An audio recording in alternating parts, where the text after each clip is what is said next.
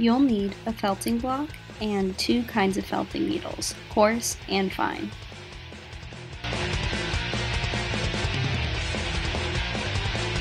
So we're going to start with the base of her head and using your white wool or other felting material.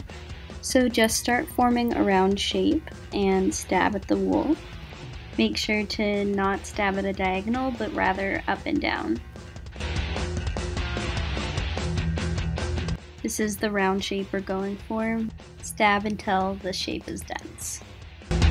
Now we're starting on her hat.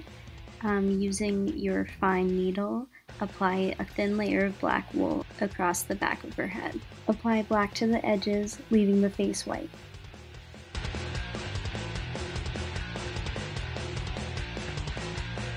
Kuromi's ears are kind of like diamonds, but a little weird, and they have circles on top. So we're going to try to form that shape using our coarse needle.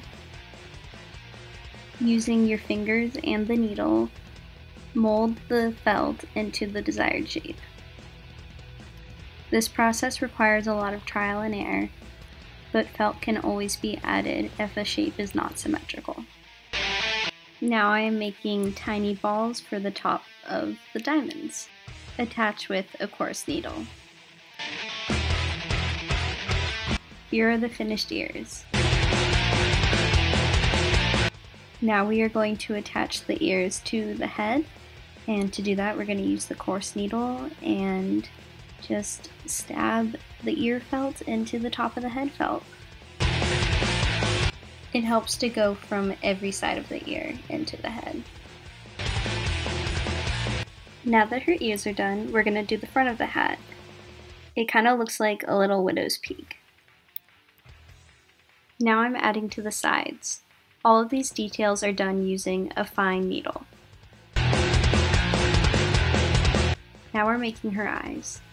Start by making an oval, but make the top slanted because she's angry. Then add 2 eyelashes to the top outer corner. Repeat for the second eye. You can either do a yellow or pink nose. Create a ball, stab into the face using a fine needle. Now I'm doing touch-ups to the back of the head using black wool and a fine needle. For Kuromi's skull, first make a circle out of pink wool using your fine tip needle. Add to this oval until it's the right size. Then add a tiny rectangle to the bottom of the oval.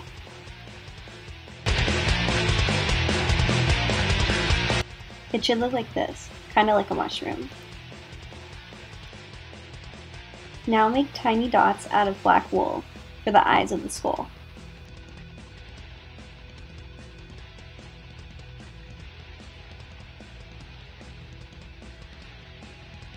Here's my finished product. Thanks for crafting with me.